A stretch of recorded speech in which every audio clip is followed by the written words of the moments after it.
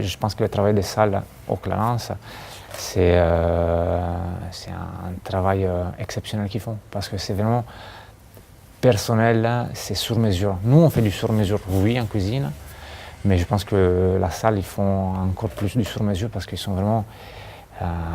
ils ont une oreille en cuisine et 2 yeux et une oreille sur la table.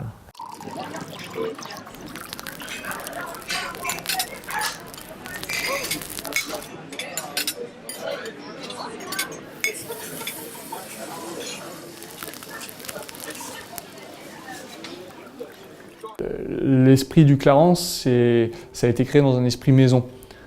Ce côté, effectivement, on reçoit les gens comme si on recevait des amis à la maison. L'idée m'a plu parce qu'il y a un outil magnifique, on a la chance d'avoir du matériel exceptionnel. Et si on a un projet, on a la chance d'avoir notre propriétaire qui est à notre écoute. Ce que je dis aux équipes, faites tout simplement ce que vous aimeriez qu'on vous fasse quand vous allez au restaurant. Vous vous installez à table, qu'est-ce que vous voulez? Si vous faites ça, vous êtes quasiment sûr de rendre vos clients heureux. Après, on va s'adapter à chacun, mais finalement, ça reste un principe très simple. On est tous différents, on ne va pas vouloir formater chacun. C'est que l'idée, c'est effectivement, cette richesse, c'est d'être tous différents. Comme je dis, moi j'aime les gens qui aiment la vie. Et quand on aime la vie, ça se sent. On a souvent des belles pièces, il y a pas mal de découpes, on a envie encore d'aller dans ce sens. Ce qui est beau dans cette maison, c'est que finalement, vous avez une demeure dans un esprit très classique, très traditionnel, avec une cuisine un peu inventive, mais avec l'art de vivre à la française qui est très important. On va avoir un loup en croûte de sel, on va avoir le train de côte d'agneau qui va arriver, qu'on va découper en salles. Après, ce qui est beau dans cette maison, c'est qu'on a vraiment cette vision, on veut faire du sur-mesure.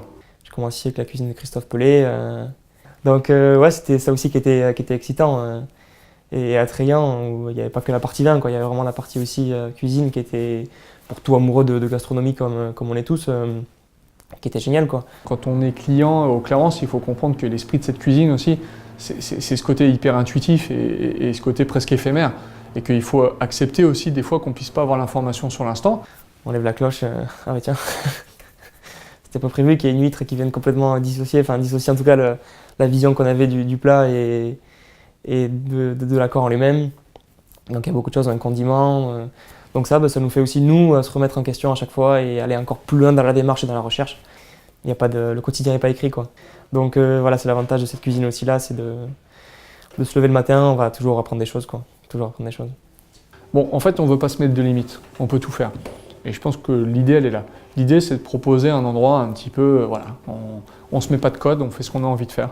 Le client, il arrive, il n'a peut-être pas l'habitude d'être dans un endroit comme celui-ci, il arrive déjà en bas, ça peut être un peu pesant. Donc c'est pour ça qu'il faut essayer d'apporter une certaine décontraction. La cuisine apporte aussi une certaine décontraction parce qu'on n'est pas dans du stéréotypé, il y a ce côté assiette et puis à côté des satellites.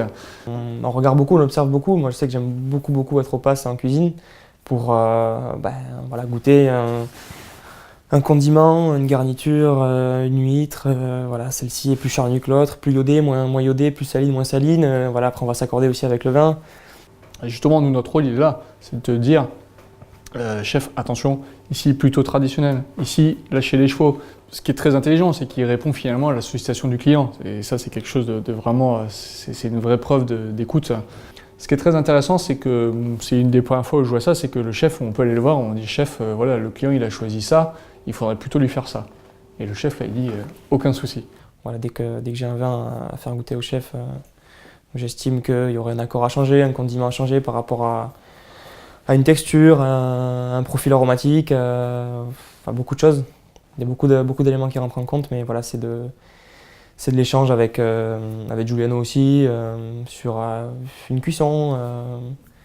Si on va opter pour une viande très rosée, aller sur un rouge avec un peu plus de rondeur, un peu plus pulpeux et juteux. Voilà, il y a vraiment beaucoup de paramètres qui rentrent en compte. On imagine le vin qui va parfaitement avec. En tout cas, on essaie de le faire au mieux, et dans l'idéal, si on peut goûter avant, ce n'est que mieux. Mais la force du Clarence, c'est une vision globale du métier de la sommellerie. Nous, ce qu'on souhaite, c'est vraiment créer une âme. C'est-à-dire que voilà, ici, c'est pas un restaurant, effectivement, on va pas zapper, c'est pas un restaurant à la mode. C'est vraiment, on a envie de vraiment construire quelque chose dans le temps. On a l'outil pour aller vers les 3 étoiles, on a les moyens pour aller vers les 3 étoiles. Et ben on va déjà se battre pour que nos clients aient envie de venir et revenir.